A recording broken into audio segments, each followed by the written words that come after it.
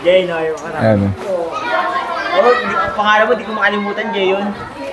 Kinalimutan na kita eh. Jay yung... Ayun. Sige, anong tayo? Start na tayo, no? Start tayo sa prayer. Habang hintayin natin sila maparating pa. No? Sino gusto mag-pray? Sige, pray tayo. Lord, salamat po for this evening, Lord. Kami po ay makapag-conduct ng Bible study po. Help us, Lord God, as we deal in your scriptures. Makita po namin na maayos, malinaw. I pray for the Holy Spirit, Lord, to come and visit once again itong lugar na ito, Lord. At ang puso po namin at turuan niyo po. And sabi niyo nga po, Panginoon Diyos, when the Comforter comes, the Spirit of Truth, He will guide us in all things. He will teach us all things. He will bring everything into remembrance, Panginoon. Kaya, Lord, help us, I pray. In Christ's name, Amen. So, ito. Keep walking with the Lord. So, yung mga nakakaalam, awin natin ng malakas. Alam mo to? Katayin natin 2 beses. Keep walking with the Lord. Ito, no? Tuturo mo na ito, na.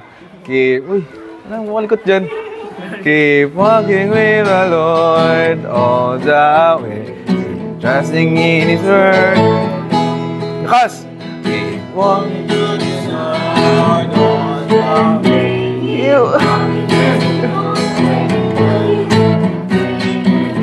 One more time. Keep walking with the Lord all the way. Keep trusting in His word every day. Looking for the sun, watch and pray. Keep walking, trusting all the way. Watching, praying every day. Tagalog kaya, no? Tagalog. May Tagalog dyan? Lumakad kay Jesus. Meron dyan. Meron dito? May Tagalog din eh. Yung Tagal. Yan, yun, sakto. Likod lang. Kung kabila ka mamaghanap, ang layo. Yan. Ganun din yan, press sa tono, tapos itagalog lang. Okay, ready? Go! Lumakad kay Jesus, buong daan, magtiwala sa Kanya. Araw-araw, hanapin si Jesus, maghintay.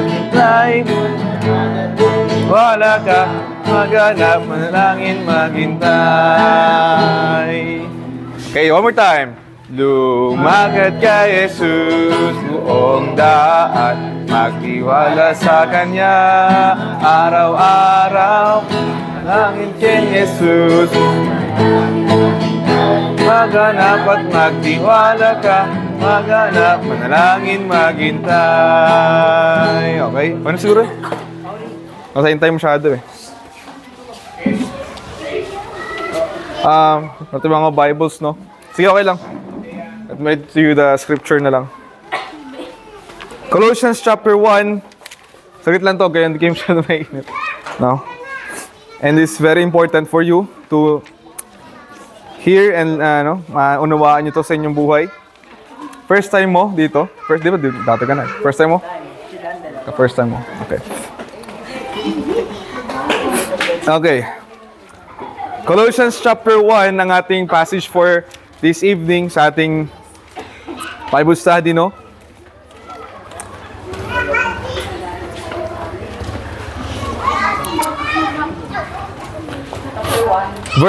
Chapter 1 and verse number 12 and further, no?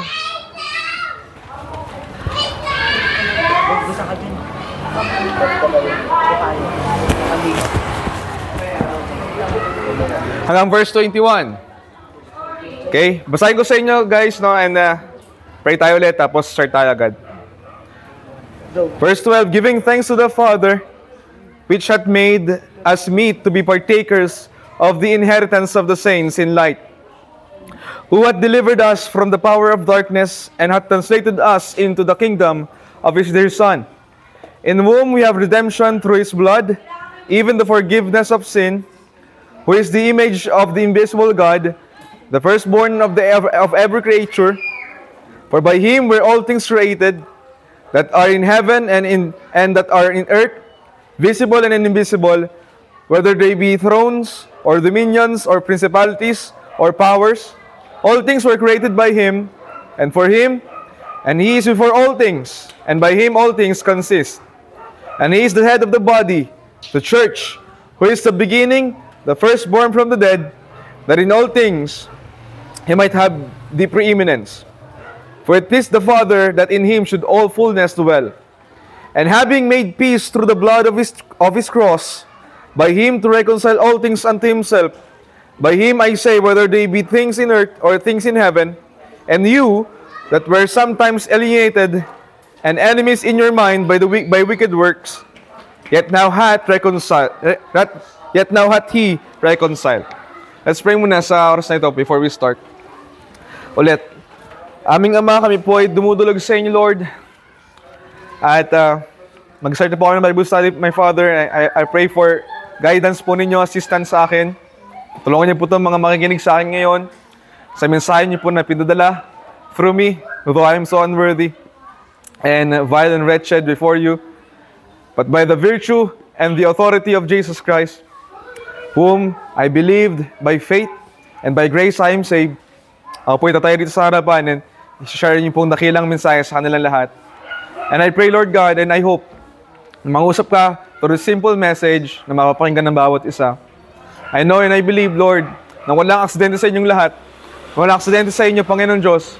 Ito lahat ay tinaon nyo na mangyari at bawat isa nandito ngayon nakaupo ay niloob nyo na nandito sila upang mapakinggan ng isang mensahe para sa kanila. Di ko alam, Panginoon Diyos, ako po ay parang isang sundalo na nagkakas ng araw at adventure. Di ko alam sino tatamaan o sinong makakakuha ng mensahe, Lord. Pero Lord, sa tagal ko nag-share na, sometimes nagkakaroon ng discouragement. Para kasi akong bumabato sa pader, na nabalik lang sa akin yung mensahe ulit, na walang parang bunga. Pero Lord, I pray that the Holy Spirit will come and visit once more the hearts of these young people, the hearts of this Christian. May we encourage through your word, at sa mga hindi pa nakakasunod sa inyo, Lord, mga unbeliever until now, unconverted, unsaved, and far from you, Lord, separated from you.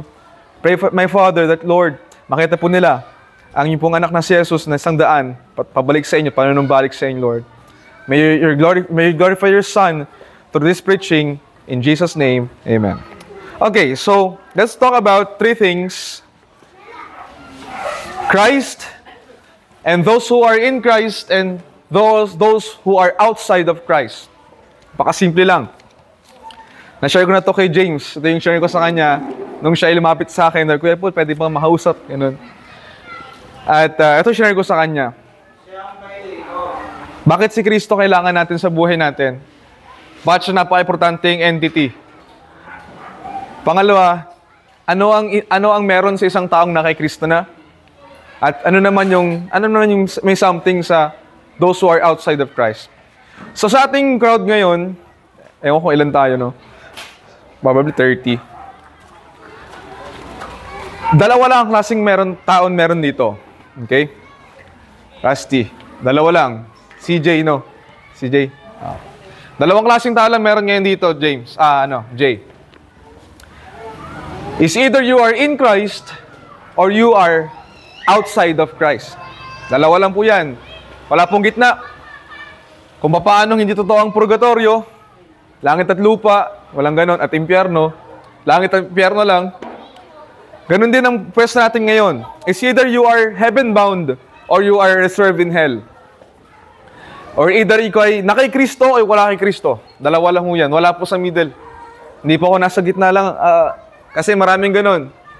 Na nasa gitna lang ako. Hindi ako suko ka sa Panginoon. Ayoko rin naman sa impyerno. Ayoko rin naman kay Satan. Gusto ko nasa gitna lang. Yung sakto lang. Yung hindi pwedeng di ba? Kung kailan ko lang gusto mag-church at akin pa rin yung kasalanan ko. Ganun lang. Pero pag kasama ako sa Bible study, ganun. Pero ayoko mag-commit. You're in the middle, pero walang ganun. Is either you are in the middle or sa impyerno ka, from the middle hanggang sa impyerno na yun.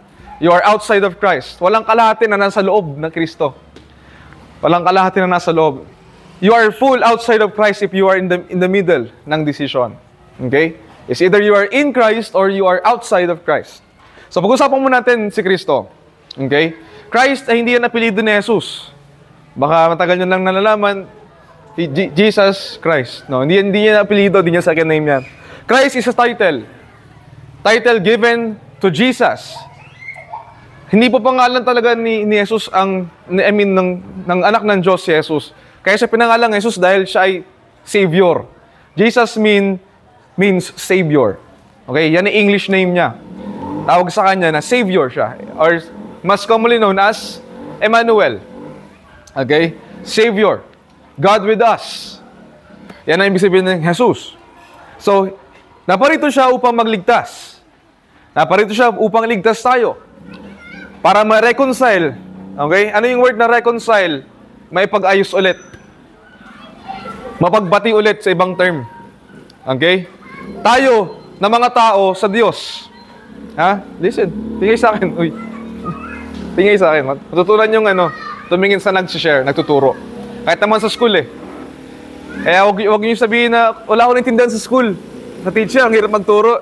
No. Okay? Tingnan nyo lang kasi nagtuturo sa school nyo. Matututunan kayo. Nasanayan ko na ako elementary at hanggang high school, hanggang college, nasa unahan ako. Never akong estudyante na nasa likod. Yun. So, lahat, salo ko, pati laway ng teacher. Salo. Diba? Pinakamadaling subjects, mathematics, basic. Bakit? From elementary hanggang college, same lang yung math. Walang pinag-iiba. Nagsimula lahat sa 1+1. Unlike ng science, nag-iiba yan, depende sa discovery. Pero mathematics is a constant. From elementary, preparatory, hanggang sa mag-graduate ka, 1+1 is equal to 2. Walang pinagkaiba. Kaya di wala natutunan kasi di ka nakikinig. Okay? So, pag tumuntong ka ng high school, hindi ka nakinig ng grade 5, nalilito ka ngayon nung high school ka, ano to? Kasi nung grade 5, di ka nakinig. Kasi ang math is a progressive study yan. Pag di mo natutunan yung arithmetic muna, operation, addition, subtraction, multiplication, division, pag di mo natutunan yan, pagdating mo sa college, mahirapan ka na.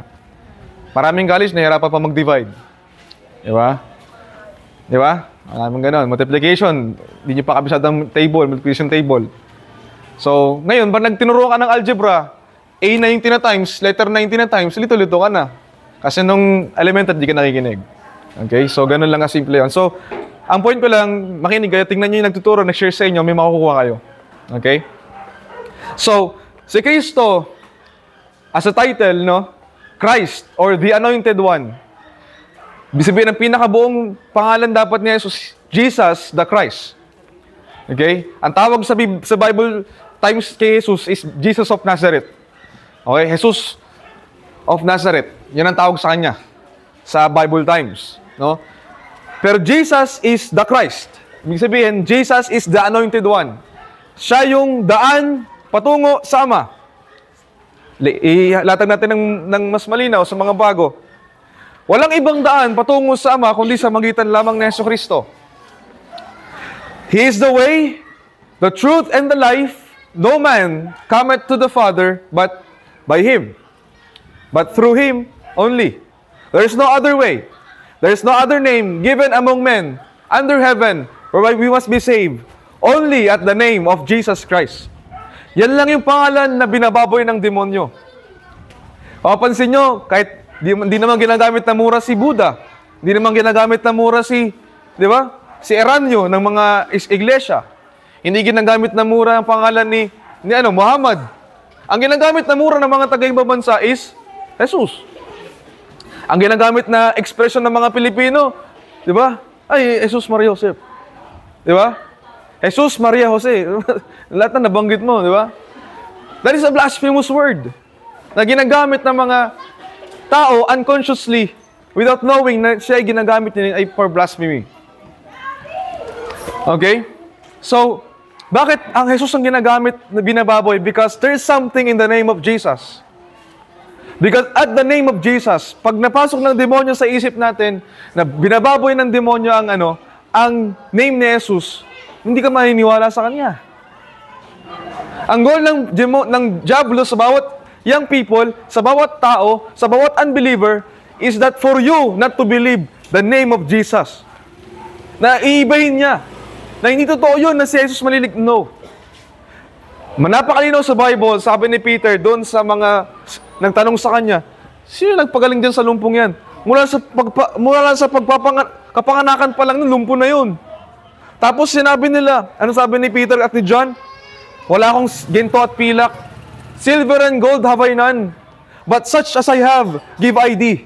In the name of Jesus, rise up and walk.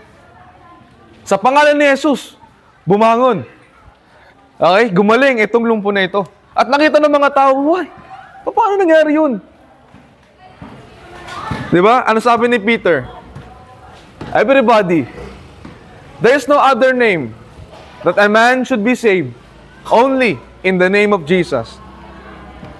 Siya lang dapat mong paniwalaan because He is the only way for you to be reconciled to the Father. Young men, young ladies. Siya lang. Walang ibang daan. Kaya marami, sabi ko kay James, kaya maraming relihiyon. Because siya nang pinanloko ng diablo sa mga tao na hindi, ito yung daan sa langit.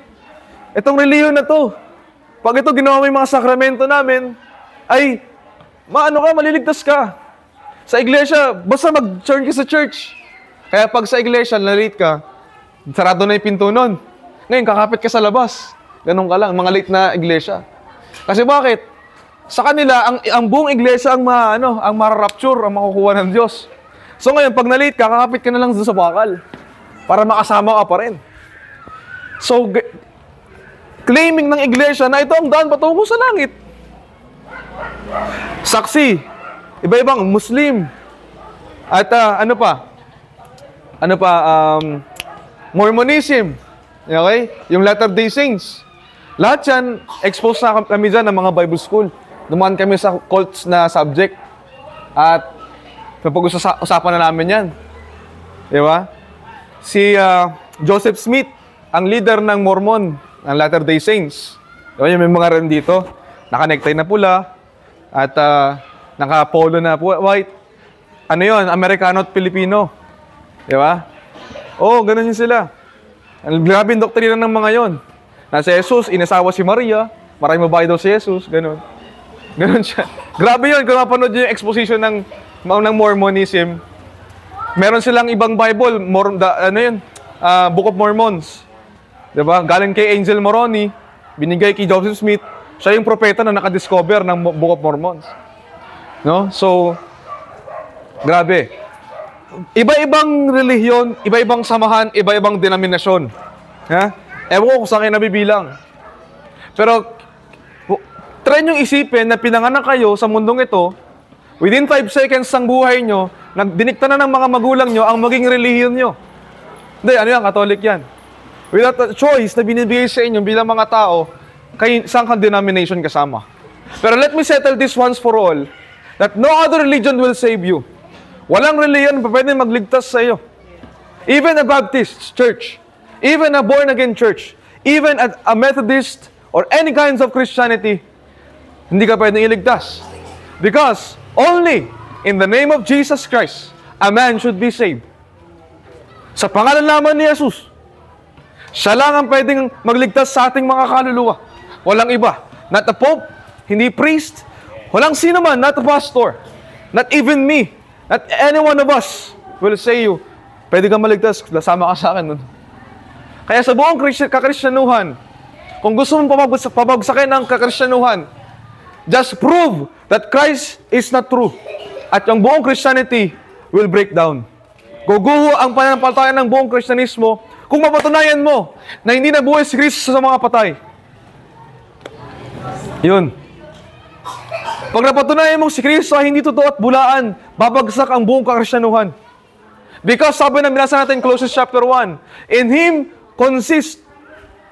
Pag si Kristo nawala sa pananampalataya ng bawat isa sa atin, we will all fall apart. Guguho ang ating, pananampalataya. All we will lose. Siya ang ating center. He is our chief cornerstone. He is our foundation. He is our solid rock. Siya yung bato na tinatayuan ng bawat isa. Even ako. At bawat isa na nagtuturo. Nakatuyo lang kami sa pundasyon na si Jesucristo. At pag wala si Jesus, bagsak lahat ng itatayo sa pundasyon. Dahil kung beside kay Christ, lahat ng foundation ay sinking sand. Lahat guguho at masisira. But Jesus is the solid rock. Kaya kung gusto mong sirain ang aming pananampalataya, just prove to us that Christ is not true.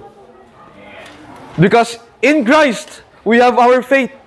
Without Christ, my faith is vain. Walang kabuluhan ang pananampalataya ng bawat isa sa amin. Even ito, ang buong pahina na ito, wala tong saysay. Kung si Kristo ay hindi totoo. Di ba? But Christ is risen from the dead. Record, historically, tama, may Jesus na nabuhay, may pinako.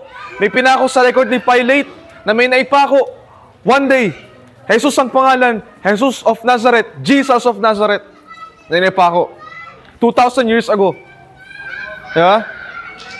And He is alive right now at buhay. At pwede pa rin magligtas. Kaya pa rin magligtas. He is able to save everyone. Kaya ka po niyang iligtas, sir. Kaya ka po niyang baguhin. Kaya ka po niyang iligtas sa tiyak na kapahamakan sa impyerno. Bilang kabayan ng iyong kasalanan. Christ is able to save you. Yan si Kristo. And let us talk about, for the second point, those who are in Christ. Kung ako, Kuya Paul, ay mananampalataya kay Kristo na sinasabi mo, na kaya magligtas sa akin. Okay? Ito na yon. These people are in Christ. Ito yan. Anong meron sa mga taong na kay Kristo na? Pag ako'y sumamataya kay Jesus, anong meron ako? Then, tatanong nila Peter. Diba? Panginoon, iniwan namin lahat. Ano nang meron kami? Diba? Hindi sinagot na Jesus, iba sinabi niya. Sino naman yung na kay Kristo na? Ito, isang famous verse, tingnan natin titignan. Romans 8 verse 1. Therefore, there is therefore now no condemnation to them who are in Christ Jesus. Who are in Christ Jesus. Who walk not after the flesh, but after the Spirit. 2 Corinthians chapter 5 verse 17. If any man be in Christ, he is a new creature. All things are passed away, and behold, all things are become new. Jay, Asti, kayo nasa camp, galing kayo sa camp. Di ba? If any man be in Christ, sabi ko kay James kanina, James, milakad kasi sila. Yun yung sinasabi ko sa iyo, na meron ka talagang hihiwalayan, meron ka nang bibitawan, meron ka nang hindi masasamahan. Unlike nung hindi ka pa na kay Kristo. But you make a decision, James, pinaalala ko sa kanya, you make a decision na ikay na kay Kristo na. If any man, kung sino man ang sasambalataya doon sa Kristo na sinishare ko sa inyo, na kaya magligtas sa iyo, before you make a decision, take a serious decision, consideration muna. If any man will be in Christ, you will be a new creature in God. New creature. Old things are passed away. Yung dating buhay na meron ka, lilipas na yun. At lahat ng bagay ay magiging bago. New life, new dress, new mind, new taste, new walk, new way of speaking, new life. Bagong buhay. Bago na. All things are passed away, and all things will become new. If any man, he is in Christ. Be in Christ. Okay? Ano bang meron sa mga taong na kay Kristo na? He have redemption. He redeemed. He got redeemed. Diba? Yung kata nga tayong hymnals, diba? Redeem, redeem, His child and forever I am. We are redeemed. Tinubos. Mula. Para kasi tayong slave eh. We are slave sa kasalanan. Nung tayo ay unbeliever pa. Hey, mga natin ng Kristiyano. Baka yun na ito malalaman. Hey, tayo noon ay slave ng ating kasalanan. We are prisoner. Nakakulong tayo sa ating kasalanan. We are enslaved. We are in bondage of our sins. Nakagapos tayo. Nakakadira tayo sa ating mga kasalanan. But when Christ come, He give us redemption. He give us liberty. Kalayaan. Freedom. In our sins. Hindi freedom para magkasala. Si Kristo na po rito para bigyan ka ng liberty. Freedom. Not a freedom to commit sin over and over again. But freedom of that sin. Kalayaan doon sa kasalanan. Redemption. Pagtubos. Tutubusin kanya doon sa pagkakulong. Sa kamatayan at kasalanan. Jay, tutubusin kanya. Redemption. Secondly, who are in Christ, they have no condemnation. Wala nang kondena. No? Wala na. Wala nang balikan sa kasalanan. And their sins and their iniquity will I remember no more. Diba? Alam mo sa mundong ito, yung mga tao, paulit-ulit kang, papatawarin ka ng mga tao. Totoo, sa kasalanan. Sorry po. Sige, kalimutan mo na yon. And years, biglang babalikan yung kasalanan mo. Satan will always accuse you of your past sin. Siya lang yung talagang hahalungkat ng nakaraan. Para akusahan ka. At para i-buffet ka. At para i-discourage ka. He will brought up again yung patay na nakasalanan. Na pagpapamukha niya sa iyo ulit. And alam niyo, last few days, no, nagkanda ako na struggles sa sarili ko. Ayoko na mag-preach ulit because nakaka-discourage dahil kaya sabi mo kanina, para kang nagpipitch sa bato na babalik lang sa'yo. Na walang nangyayari, and lalo nung paglabas ng camp, di ba, after ng camp, hopeful tayong mga Kristiyano. Wow, daming nag-respond sa camp, ang daming we are so hopeful. And yet, after ng few days, biglang balik sa kasalanan. Bilang balik sa sinuko. Saan mo yung Bible? Para kang isang aso na sinuka na, kinain pa ulit. Yung isusuko mo yung kasalanan sa camp, forward ka pa. Lulod ka pa doon sa altar. Lord, ito na po, sorry po. Susuko ko na po ito, di ko na po babalikan. And then after that, on the way ka pa nga lang sa camp, pauwi ng camp, ginawa mo na ulit. Di ba? Papatawarin ka ng tao. Sasabihin ka, pinatawad na ka nata. But in this world, you will always receive condemnation. But in Christ, there is no, therefore, condemnation for them in Christ Jesus. Wala nang pagkukondena ng kasalanan. When you face God, hindi na makita ang nagagawang kasalanan. But you are forever forgiven, forever settled, as long as the blood of Christ has an effect. Ang epekto ng dugo ni Kristo habang buhay, na pagtakip, pagpapatawad sa ating mga kasalanan. Our sins and iniquity will be remembered no more. Napakasarap isipin. Nahaharap ko sa isang Diyos na pinatawad ka and your sins are forgiven. Ang sarap maglingkod, ang sarap magpatuloy sa Panginoon, that your sins are forgiven. Kapag si Satan lumalapit sa iyo at or demonyo, palaging binabalik yung kasalanan na meron ka, just always remember that you are forgiven in Christ. That you are pardoned. You are forgiven in Christ. Always remember that. Kasi maraming Kristiyano nadi-discourage. Kasalanan na naman. Ganun. Kasalanan na naman. Babalik na naman yung yung naka-discourage sa'yo noon. Yung nagawa mo na naman noon, babalik na naman. And napakahirap po nun na ang hirap tumayo sa harapan. And you will see yourself, reflecting yourself, you are so vile and wretched and worthless man. Wala kang saysay na tao. You are nothing without Christ. At ganun po yun. No? Alam nyo, pag dumating sa point na, eto guys, para malaman nyo, nagmamature kayo sa pananampalataya, sa pagkakilala nyo sa Panginoon. Pag di pa dumadating sa point na nasasabi mo sa Panginoon, Lord, kung nadalhin nyo ako sa impyerno, wala akong magagawa dun. Like, that is all I deserve.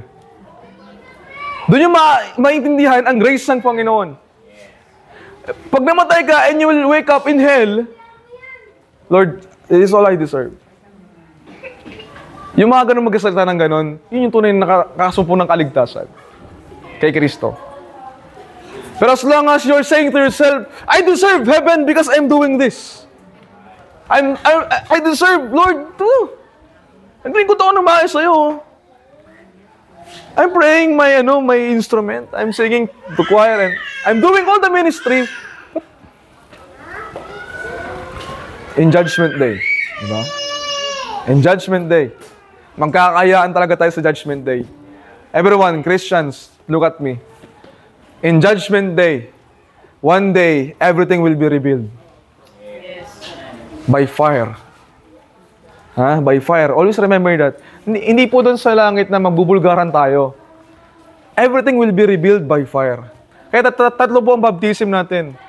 Water baptism, Holy Spirit's baptism, and baptism of fire. Yung baptism of fire na yon, doon na yun sa Judgment Day. Pag binautis mo ka, inilubog ka sa apoy ng Panginoon. Our God is a consuming fire. When you are plunged in the fire of God, ano sabi ng Bible? Masumpukan ka bang ginto, pilak, at mahalagang bato? Gold, silver, precious stone. Or you will become as wood, hay, and stubble. Sa Judgment Day, magkakabulgaran tayo.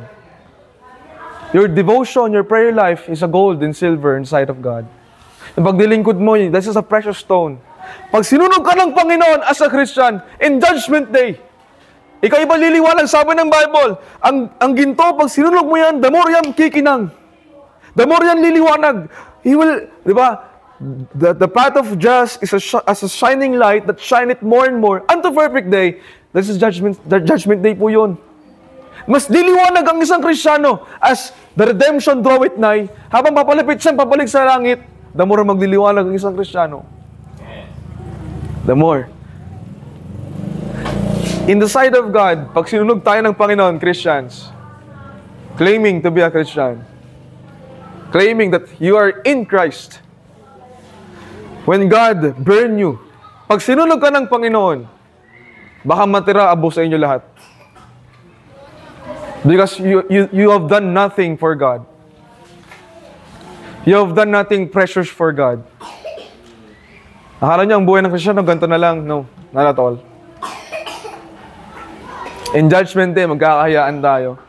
Dahil, yung akala natin nasa langit, wala doon. At yung akala natin nasa langit, andun sa impyerno. At ang akala nating worst na tao, dapat sa impyerno yan, andun, nasa langit.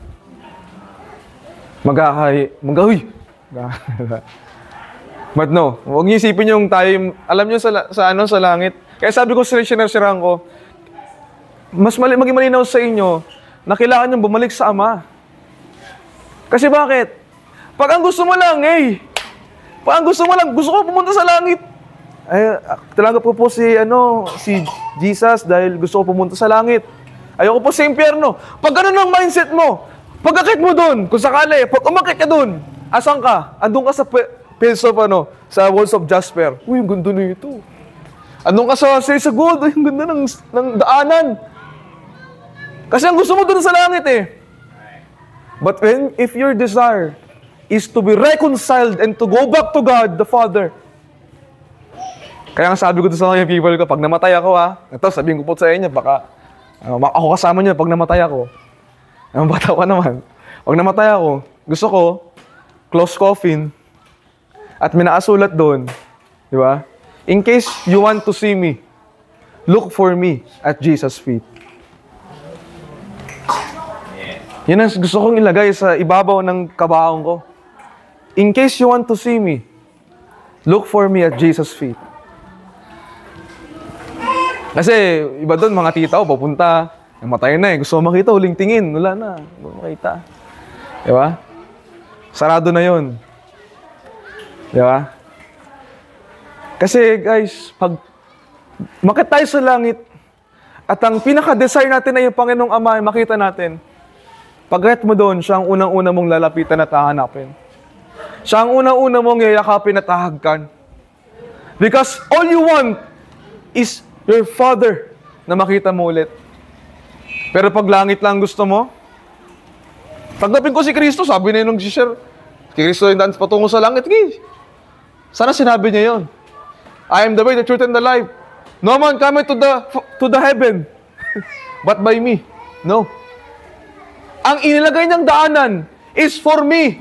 No, for you and me to be reconciled to the Father. Kaya nga after mo maligtas, di ka nagpipray eh. Diba? Kaya after mo maligtas, hindi ka nagbabasa ng Bible because you do not want to know the Father. Ayaw mo siyang makilala eh. Nasa langit na ako, ba't ko pababasahin to? Kaya after mo maligtas, ayaw mo magmanalangin, ayaw mo magkaroon ng seryosong panalangin. Why? Because I don't want to talk to my ba't kaya magkausap dyan? Nasa langit na ako. Diba? Yun po yun. Kaya ayaw maglingkod sa Kanya. Kaya yung buhay natin bilang Kristiyano, ganyan pa rin. Walang bearing sa harapan ng Panginoon. Diba? Obedience is better than sacrifice, guys. These people who have redemption, no condemnation, meron ng pagtubos, meron pang justification, na wala kang parang hindi nagkasala. These are, di ba? These are the people who are in Christ. Salvation, full and free. Gusto na natin, last point. Ito naman mga taong outside of Christ. Or these people who are outside of Christ. Okay? Kayo na to. Kayo naman ng mga tao, mga nakapu dyan. Diba sabi ko, dalawang klase lang tao meron dito. Is either you're in Christ or you're outside of Christ. So if you do not have assurance, wala ka pang kasiguraduhan, wala ka pang redemption, wala ka pang salvation, wala ka pang justification sa buhay mo. Alam mong hindi ka pa pinapatawad ng Diyos. At alam mong hindi ka okay sa mga... Isa sa mga approach ko sa mga sinisharean ko, kung tatanungin natin ng Panginoon ngayon, okay ka ba sa Kanya? Di ba? Pwede niya mang sabihin sa inyo ngayon, okay yan, anak ko. Uy.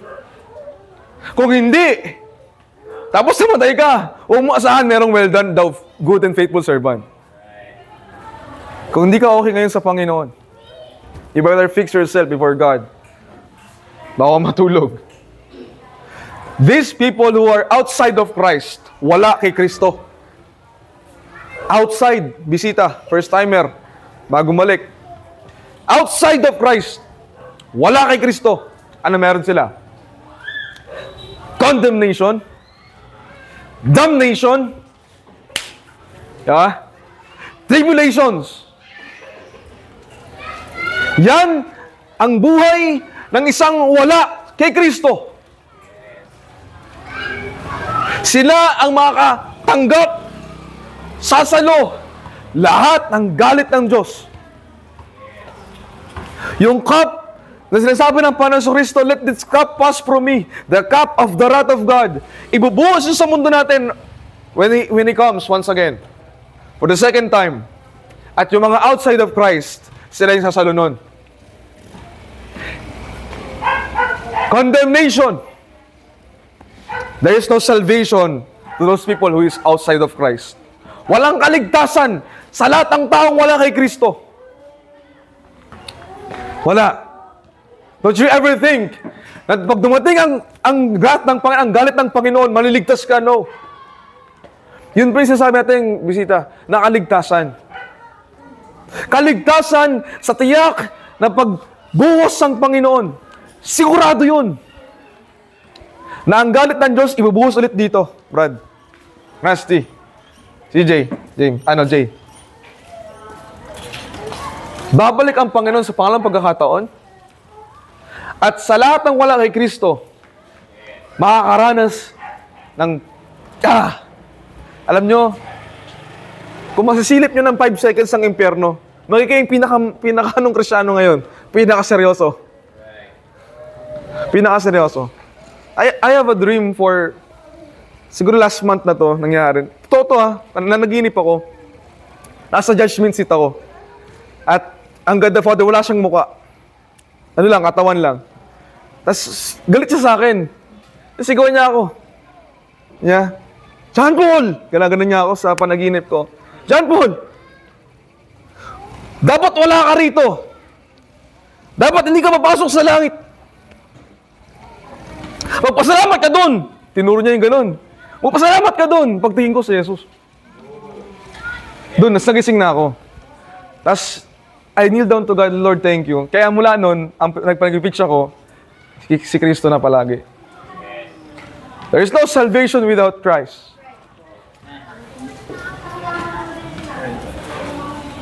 No? Without Christ. Hindi ko siya nakita na bugbog sarado yung may thorns like nasa TV. Yung duguan, no. Pagtingin ko sa likod ko, shining glory. Sitting on the right hand of God. White apparel. Tapusin na natin para kayo na, ano na kayo. To those of you who are outside of Christ, okay? Mamamatay kayo ng pangalawang kamatayan. At yung kamatayan na yon, kamatayan na yon, walang hanggan.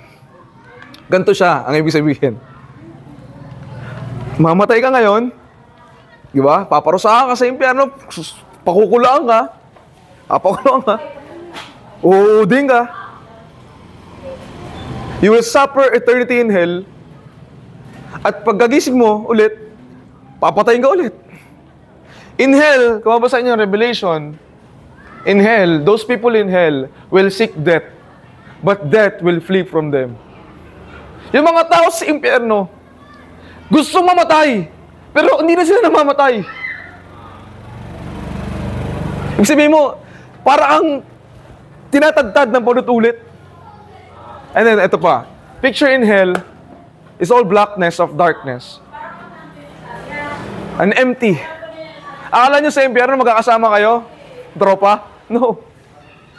You will spend eternity in hell all alone. In the blackness of darkness forever. Imagine mo nasa tubo ka. Kasi ang impyerno ay bottomless pit. Okay, imagine nyo, mapupuntang impyerno, imagine nyo. Bottomless pit. Madilim. At mainit. Siyempre. Diba? At sa dulo nun, nakikita mo ang langit. Nakikita mo ang kaharian ng Diyos. Those who are in Christ, you will see them enjoying. And in hell, meron kang memory. 100% memory. Maalala mo lahat ng kasalanang in-enjoy mo at mga pagtanggi mo sa gospel ng Panginoon. Di ba? Sa impyerno, gusto mo mamatay pero hindi ka mamamatay. Death will flee from you. You will find refuge. Saan ba pwedeng ano dito? Saan ba pwedeng umupo? Walang lugar sa impyerno na pwedeng i-comfort ka. There is no place in hell pwedeng taguan. Makatago ako sa init ng impyerno. No. Wala. Forever and ever, you will be condemned, damned in hell. Those who are outside of Christ. Sige, piliin mo na wala ka kay Kristo ngayon. And this serves as a witness for you. And I stand as a testimony for you. Diba? Paulit-ulit makita itong mukhang to sa impyerno. At yung boses ko na sinasabi, tanggapin mo si Kristo. Paulit-ulit mag-reply sa impyerno. When you die, die for eternity. And you will find those people who are in Christ na tinatawanan mo. Those people who are in Christ, who receive Christ by faith, enjoying in the bosom of His Savior, enjoying the riches in heaven, enjoying the pleasures in heaven, enjoying the comfort in heaven. In heaven, there is no tears. Wala pag-iyak sa langit. Pero sa impyerno, you will forever, eternally, weeping and gnashing of teeth. Yan ang meron sa impyerno. Habang buhay kang iiyak. Habang buhay ka manlulumo sa sarili mo. Yung mga gusto mo. That is all you want. Magpapatuloy ka pa rin hanggang sa ngayon. Nasa simpleng bagay na kasalanan. Dinala mo ang sarili mo sa impyerno. Sabi nga ni Charles Spurgeon, hindi na kailangan pa na mapaparusa sa impyerno. Wala nang extortioner doon, wala nang magpaparusa sa'yo, wala nang maglalate kasi gano'n. Your sin himself, your sin yourself, yung sarili mong kasalanan, yan na mismo magpaparusa sa'yo sa impyerno. No, I'm not saying this to terrify you, guys. No? Hindi ko kayo tinatakot. I'm just telling the truth in the Word of God. Pininiwalaan mo ba to? Do you believe this is the Word of God? Yes, di ba? Yes. Yes. Yes. Naniniwala ka na si Kristo mabuti. Oh. Pininiwala mo ang parte ng Bible, pero also believe in the judgment. Also believe, nakasulat din po rito sa Revelation, ang tatahakin ng isang taong wala kay Kristo. Malinaw na malinaw sa Bible. That kung tayo ay wala kay Kristo, meron tayong naka-reserve na impyerno. And last two things. Heaven is an inheritance to the people of God. Ang langit po, ma'am and sirs, ay pamana, inheritance ng Diyos Ama sa mga anak niya. And hell is a reserved place for those people who are outside of Christ. Kung hindi ka anak ng Diyos, don't ever think that you will receive the inheritance of the saints. Huwag mong iisipin na ika'y makakatamo ng pamana sa Diyos na langit kung hindi ka niya anak. At kung hindi kayo anak ng Diyos, ikaw ay illegitimate child. You are a bastard. And those bastards, those who are outside of Christ, hell is reserved for them. Ganong kalinaw po yan. Ha? Princess, na buong maghapon doon ka na nakatingin. Maxine, kung hindi ka kay Kristo, dalawa lang yan. If you are in Christ, you will receive the inheritance in heaven with the saints. Kingdom of God.